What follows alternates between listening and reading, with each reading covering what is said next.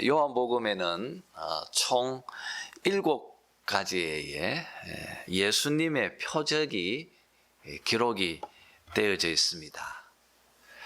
오늘 우리가 살피려고 하는 그 내용은 요한복음에 등장하는 7개의 표적 중에 그 두 번째에 해당이 되는 것입니다. 여러분, 여기서 두 번째 표적이라고 하는 것은 예수님의 사역 중에서 두 번째를 지칭하는 것이 아닙니다.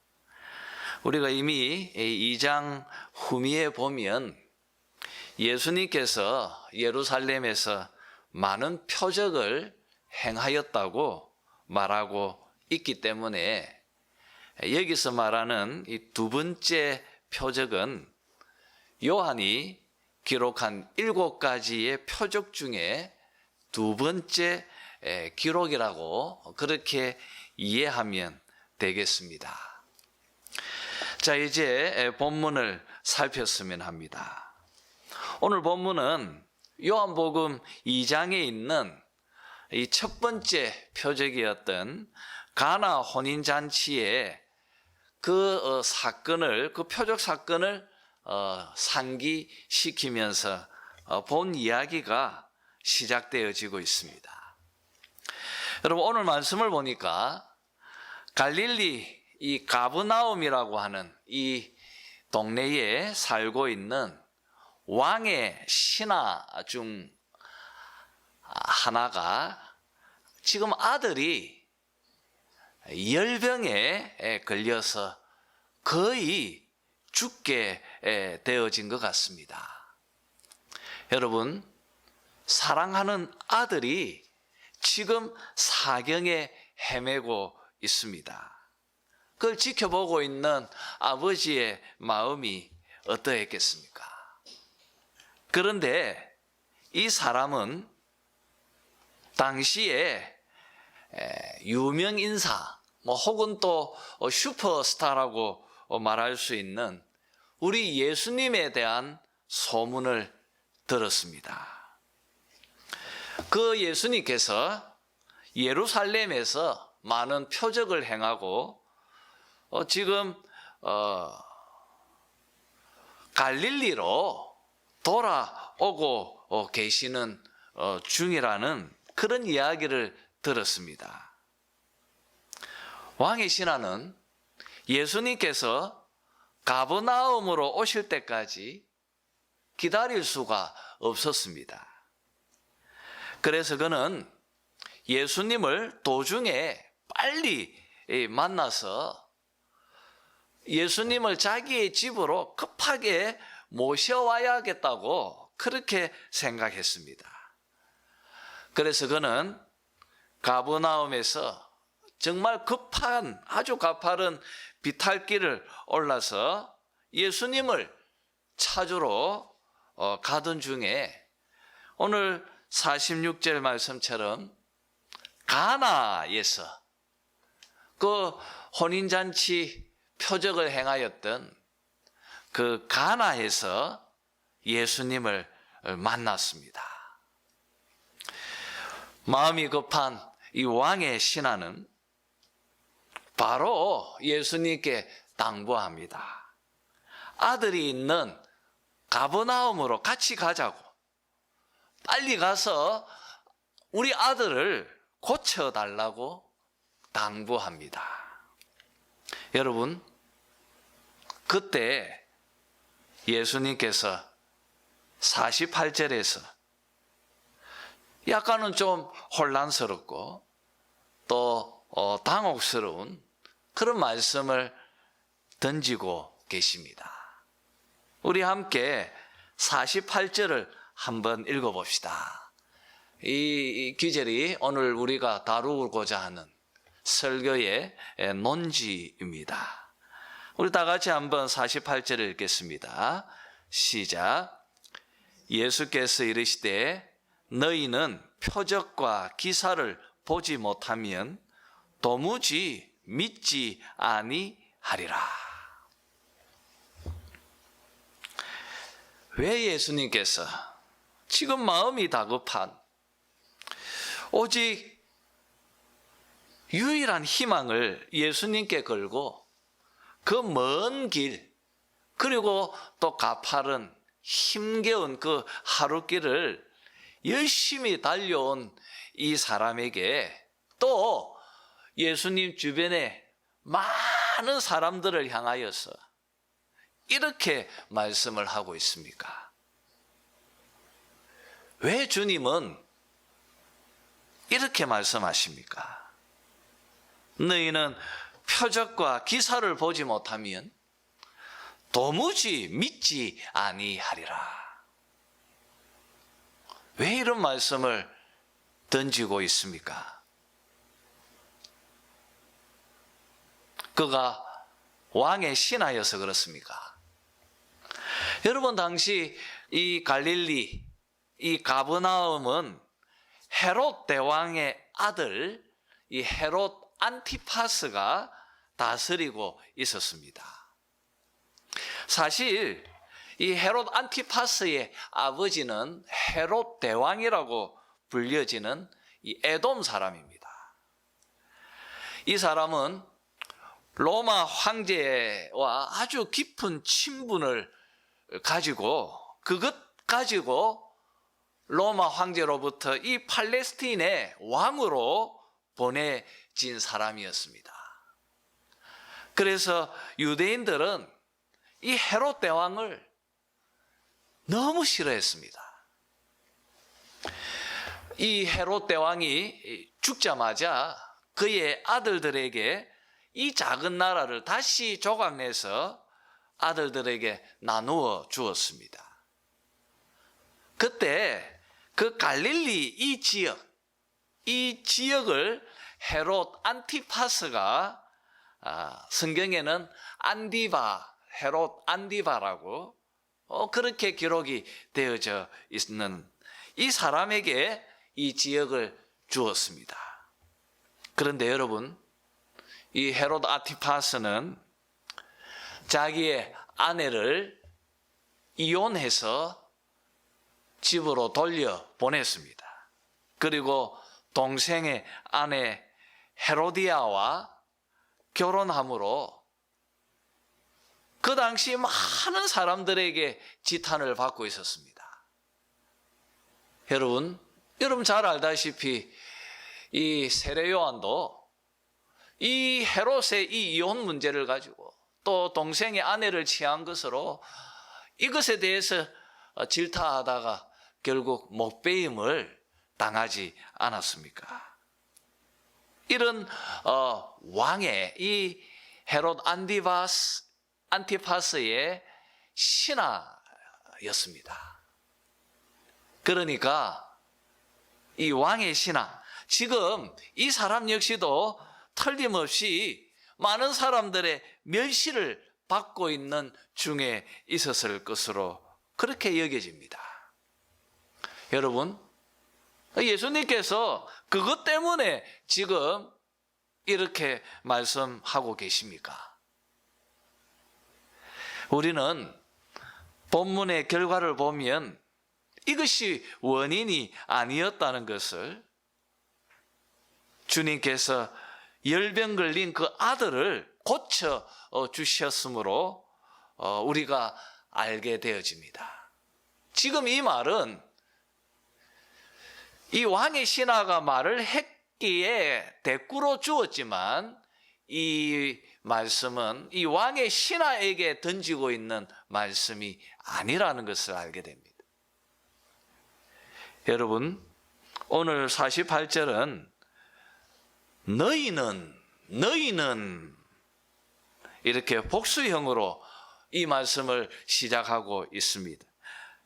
너희는, 지금 예수님 주변에 함께하고 있는 많은 사람들, 그 모든 사람들, 지금 예수님께서 던지고 계시는 이 48절, 너희는 표적과 기사를 보지 못하면 도무지 믿지 아니하리라. 이 말씀은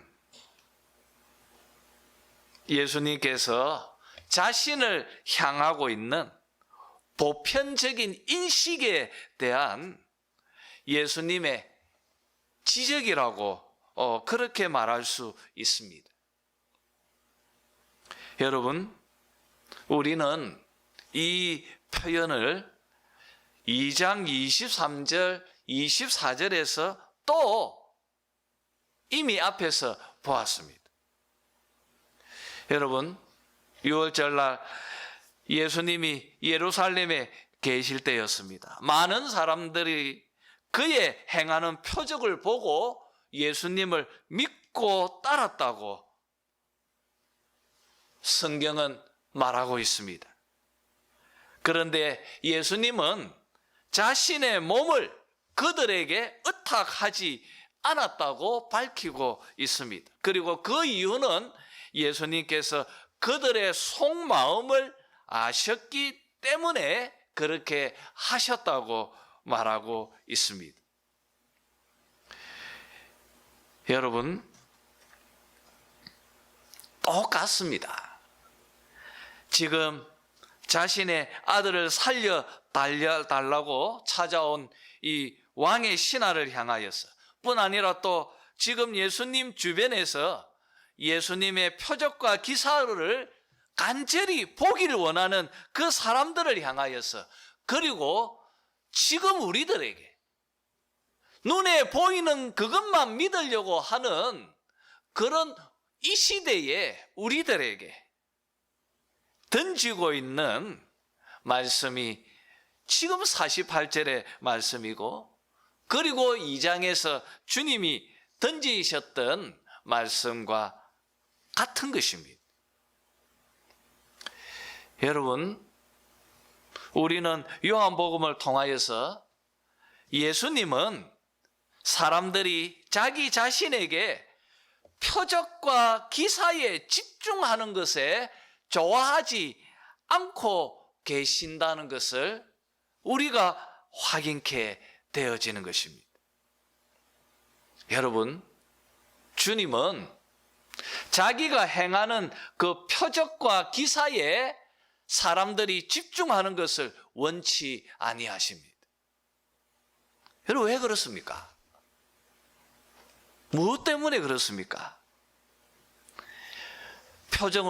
이 표적을 보고 믿은 그 믿음은 구원에 이르는 믿음이 될 수 없기 때문입니다. 그게 무슨 말이냐면, 여러분, 표적이 믿음을 발생시키는 것이 아니라는 것입니다. 우리가 표적을 딱 보고 그 표적을 본 그것 때문에 우리 마음에 믿음이 발생하는 것은 결코 아니라는 것입니다. 주님은 그것을 잘 알고 계셨습니다. 여러분, 믿음을 발생시키는 것은 무엇입니까? 우리가 조금 전에 이 신앙 고백서를 통하여서 읽었던 것처럼 성령께서, 그리고 요한복음 3장에서 우리가 확인했던 것처럼 성령으로 통하여서 되어지는 것입니다. 여러분, 만약에 예수님이 행하시는 이 표적과 기사를 보고 예수님의 존재를 확인하고 사람들이 만약 구원을 받고 그 표적과 기사를 보고 예수를 믿었다고, 그것이 믿음을 발생하는 것이 가능하다면 예수님 당시에 모든 유대인들이 다 예수님을 메시아로 믿었을 것이고, 지금도 이스라엘은 기독교도가 다 되었을 것입니다. 그런데 유대인들은 대부분 눈앞의 표적을 지켜보면서도 예수님을 바알세불에 사로잡힌 자라고, 오히려 예수님을 배척하고 또 예수님을 죽였던 것을 우리가 알지 않습니까?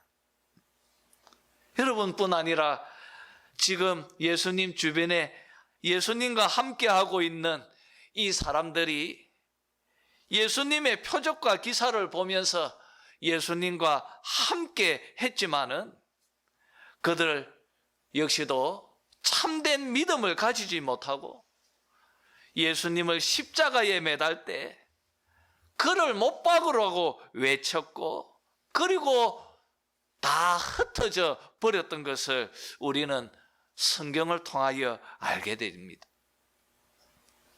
사랑하는 성도 여러분, 표적과 기사를 쫓는 그 마음, 그 믿음은 오래가지 않습니다. 표적은 우리 안에 믿음을 발생시키지 못합니다. 마치 돌짝밭에 던져진 씨앗처럼 그렇습니다. 여러분, 표적, 이것은 본질이 아닙니다. 우리는 신앙생활을 할 때 항상 이 요점을 놓쳐서는 안 됩니다. 참 요점은 표적과 기사가 아니라 그 표적을 행하고 계시는 바로 예수님이십니다. 예수 그리스도에게 집중해야 한다는 것입니다. 그분이 바로 표적과 기사의 논점이고 요점이고 핵심입니다. 그는 누구인가? 예수가 누구인가? 왜 예수님께서 표적과 기사를 행합니까? 자기가 누구인가를 보여주시려고 하는 것입니다. 지금 표적과 기사를 행하는 그 예수는 누구인가? 그는 바로 하나님으로부터 보냄받은 하나님의 유일한 독생자, 하나님의 아들, 우리 메시아, 우리의 구세주 되신다는 것을 우리는 놓쳐서는 안 된다는 것입니다. 그것이 핵심이고 그것이 요점입니다. 요한복음은 바로 이것을 강조하고 있습니다. 왜냐하면 요한복음은 예수 그리스도를 바라보는 방식에 대해서 가르치고 있는 책이기 때문입니다. 여러분, 이것을 잘 요약해서 보여주고 있는 사건이 바로 도마 이야기입니다. 부활하신 예수님의 이야기를 이 다른 베드로와 다른 사도들에게 들었던 도마였습니다. 그는 내가 예수님을 만나서 그 손에 못자국과 허리에 창자국에 손을 만져보고 넣어봐야 그래야 내가 믿겠다고 도마가 말합니다. 주님께서 도마에게 찾아오셨습니다. 자신의 손을 내미시고 도마로 그 못자국을 만지게 하시고 허리에 그 창자국을 만지게 하시면서 주님께서 말씀하십니다. 보지 않고 믿는 믿음이 복되도다. 보지 않고 믿는 믿음이 복되다. 여러분, 오늘 48절에서 주님께서 이 말을 던지고 계시는 논점입니다. 끊임없이 너희들은 표적과 기사를 보려한다. 나를 보려하지 않는다. 내가 누구인지에 대한 관심은 없다. 오로지 너희들에게 관심은 표적과 기사이다. 그것은 너희를 구원에 이르게 하지 못한다. 눈으로 보고 믿고자 하는 그 마음은 너로 구원을 이르게 하지 못한다. 구원은 너희들이 나를 믿고 나를 통하여서 하늘로부터 부어지는 그 성령으로 말미암아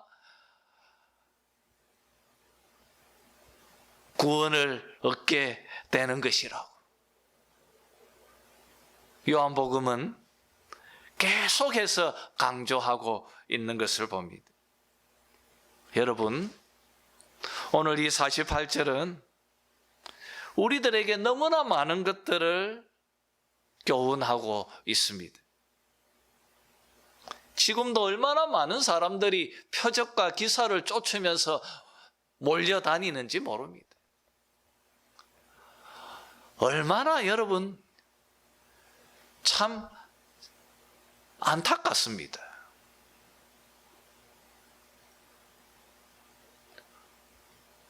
일일이 다 제가 나열할 수도 없습니다. 여러분, 병고침을 받으면 구원받은 것입니까? 방언을 해야 구원을 받는 것입니까?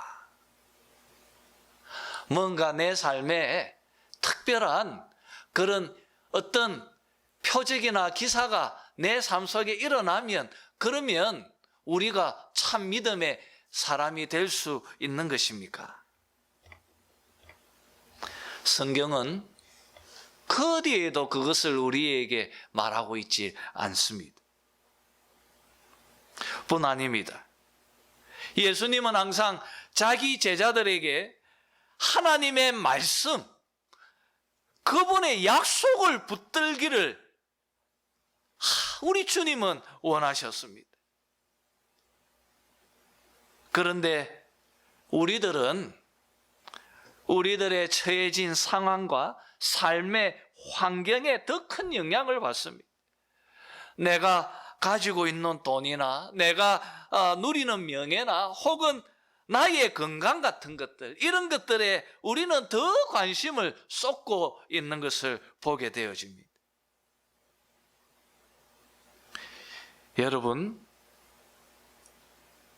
이러한 것들, 눈에 보이는 이런 표적과 기사, 그리고 또 우리의 상황과 어떤 삶의 환경 같은 것들, 이런 것들은 신앙의 목적일 수 없습니다. 우리 신앙의 목적은 우리의 예수 그리스도이십니다. 결코 그것을 잊어서는 안 될 것입니다. 그를 신뢰하고 그의 말씀을 붙드는 것입니다. 바로 그 믿음이 우리를 구원에 이르게 하는 것입니다. 자, 이제 계속 본문을 살폈으면 합니다. 이 왕의 신하의 간청을 들은 예수님은 50절에서 이렇게 말씀하십니다. 가라, 네 아들이 살아있다. 그렇게 말씀하십니다. 왕의 신하는 예수님께서 하신 이 말씀, 네 아들이 살아있다, 그 말씀을 마음으로 믿고 가버나움으로 돌아갔다고 본문은 말하고 있습니다. 그는 이 믿음을 가지고 그 말씀을 붙들고 가버나움과 이 가나에서 가버나움으로 가고 있습니다. 이 거리가 약 한 30km 정도 거리입니다. 가나에서 가버나움의 거리가 한 30km 정도 됩니다. 그리고 여러분, 이 갈릴리 호숫가가 이 해수면보다 한 200m가 이렇게 꺼져 있는 그런 곳입니다. 그러니까 가버나움 이 지역이 굉장히 낮은 곳이고요. 또 가나는 해수면 위에 있는, 그러니까 이 가버나움에서 가나로 가는 그 길이 굉장히 가팔랐어요. 왕의 신하는 하룻길 거리죠. 이 30km 정도 하루길에 이 길로 그는 가버나움으로 내려가는 중에 그의 종을 만납니다. 그의 종들이 이 왕의 신하에게 말합니다. 아이가 살았다고. 아이가 살았다. 아이가 살아있다고 말을 합니다. 왕의 신하는 그 말을 듣자마자 그 아이가 낫기 시작한 때가 언제였는지를 묻습니다. 종들은 어제 7시였다고. 여러분, 이 53절 말씀처럼 이 왕의 신하는 떠올렸습니다. 그때가 바로 우리 예수님께서 내 아들이 살아있다고 말씀하신 바로 그때인 줄 알게 되어졌습니다. 네 아들이 살아있다. 여러분, 이 말씀은 엘리야가 사르밧 과부의 아들을 살려주었을 때 그때가 연상케 되어집니다. 그러나 여러분, 예수님은 엘리야나 엘리사보다 그리고 또 모세보다도 더 탁월하고 더 위대하신 분이십니다. 오늘 본문이 그것을 우리에게 들려주고 있습니다. 여러분, 우리 예수님은 엘리야와 엘리사처럼 달랐습니다. 우리 예수님은 시간과 공간의 제약을 받지 않고 오히려 자연 만물의 법칙을 뛰어넘고 계신 분이라는 것을 오늘 말씀은 들려주고 있습니다. 예수님은 가나에서 이 말씀을 던지셨습니다. 그 아이는 눈앞에 있는 것이 아니라 그 아이는 하룻길 거리에 있는 가버나움에 누워 있습니다. 여러분, 이 공간의 제약 그리고 그 시간의 제약을 넘어서 주님은 그분의 말씀으로 그 아이를 고쳐주셨던 것을 보게 되어집니다. 여러분, 무엇을 말합니까? 바로 예수님이 하늘로부터 오신 하나님의 아들이시고 그분이 바로 요한복음 1장에서 말하고 있는 바로 하나님, 그분이시라는 것입니다. 그래서 예수님의 그 말씀은 천지를 창조하실 때 그때의 그 권능과 그때의 그 능력으로, 그때의 그 힘으로 지금 가나에서 가버나움에 있는 이 아이를 고치고 계시는 것입니다. 사랑하는 성도 여러분, 예수님은 누구이십니까? 그는 하나님이십니다. 그는 능력의 말씀을 갖고 계시는 하나님 되십니다. 그 말씀의 힘으로 천지를 창조하셨던 그 말씀의 그 능력으로 지금 이 표적을 행하고 이 기사를 행하고 계시는 것입니다.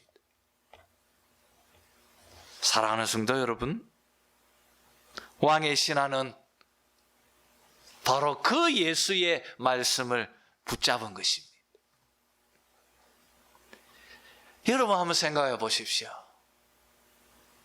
왕의 신하는 자기 눈앞에서 자기 아들이 낳는 것을 눈으로 보고 예수를 믿은 것이 아니라는 것입니다. 오히려 그는 예수가 누구인가에 더 깊이 집중하고 예수께서 던지신 말씀, 여러분, 주님은 가나에서 그저 내 아들이 살아있다고 말씀만 던졌을 뿐입니다. 그런데 이 왕의 신하는 그 말씀을 붙잡고 그 말씀을 마음으로 믿었습니다. 예수가 누구인가에 대한 그 마음에 신뢰가 있고 그 마음에 확신이 있었기에 그 말씀을 붙잡았던 것입니다. 지금 본문은 바로 이 점을 강조하고 있습니다. 보지 않고 믿는 자가 더 복되도다. 여러분, 참된 믿음은 이해되고 눈으로 확인해서 얻는 것이 아니라는 것입니다. 참된 믿음은 예수님을 하나님 아들로 믿고 신뢰하고 그분의 말씀을 절대적으로 붙드는 것입니다. 왕의 신하처럼 바로 이것이 참 믿음이다. 주님은 48절의 말씀을 통하여 이것을 우리들에게 던지고 계시는 것입니다. 너희들의 믿음은 뭐냐? 여러분, 지금 나의 믿음은 어떻습니까? 오늘 53절을 보십시오.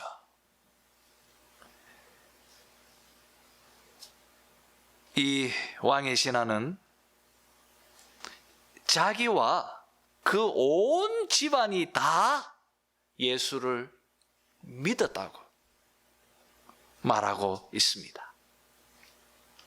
이제 말씀을 맺도록 하겠습니다. 사랑하는 성도 여러분, 오늘 우리 본문은 살아있다고 하는 이 말을 의도적으로 반복하고 있습니다. 50절에서 예수님의 말씀 속에서 살아있다, 아이가 살아있다, 살아있다. 그리고 51절에서 종들의 말 속에서도 살았다고, 살아있다고. 그리고 53절에서 신하가 예수님의 말씀을 회상하면서도 이 말씀이 쓰여지고 있습니다. 살아있다. 여러분, 예수님은 우리의 인생들을 살려주시기 위해서 하늘로부터 오신 분이십니다. 그는 우리들에게 이 영생을 주시기 위해서 십자가로 나아가신 분이십니다. 여러분, 지금 이 아이는 결국 어떤 식으로 죽게 될 것입니다. 우리 인생들은 결국 죽게 되어지는 것입니다. 여러분, 우리가 하나님 앞에서 범죄함으로 사망이 왕노릇하게 되어졌습니다. 죄로 인해서 인생들은 비참 속에 빠져버렸습니다. 예수님께서 우리를 이 죄의 비참에서 해결해 주시기 위해서 하늘로부터 보냄을 받은 하나님의 어린 양이십니다.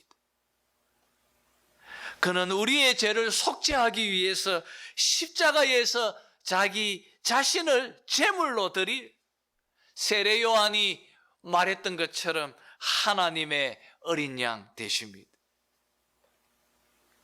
사랑하는 성도 여러분, 우리는 오늘 이 본문을 읽어내면서 아이가 살아났다고 하는 이 표적에 집중하지 말고요, 바로 그 아이를 살리신 그 예수께서 우리의 영혼을 살려주시는 우리의 메시아 되신다는 것을 여러분이 집중하시고 그것을 깨달으시기를 바랍니다. 사랑하는 성도 여러분, 누구든지 요한복음 3장 16절의 말씀처럼 누구든지, 그가 어떤 사람이든지, 여러분, 미움받는 헤롯 왕의 그 멸시 속에 사는 헤롯의 신하일지라도 그가 어떤 사람이든지 여러분 이 신하의 이 온 집안이 예수를 믿고 구원을 받았습니다. 그 속에 있는 모든 구성원들, 남자도 여자도 아이도 노인도 그리고 주인도 그리고 종들도 그 모든 이들이 예수를 믿고 그를 믿어 영생을 얻고 구원을 얻었다고 말씀은 증언하고 있습니다. 사랑하는 성도 여러분, 여러분의 삶 속에 이런 은혜가 넘치기를 바랍니다. 예수 믿으면 구원을 얻고 예수 믿으면 영원히 삽니다. 예수를 믿으면 살아납니다. 예수를 믿으면 성령께서 우리 안에 거하셔서 우리에게 바로 이 참 믿음을 우리에게 주시고 우리가 거듭나게 될 것입니다. 이 놀라운 영적인 축복이 여러분의 삶 속에 흘러넘치기를 주의 이름으로 축원합니다. 기도하도록 하겠습니다.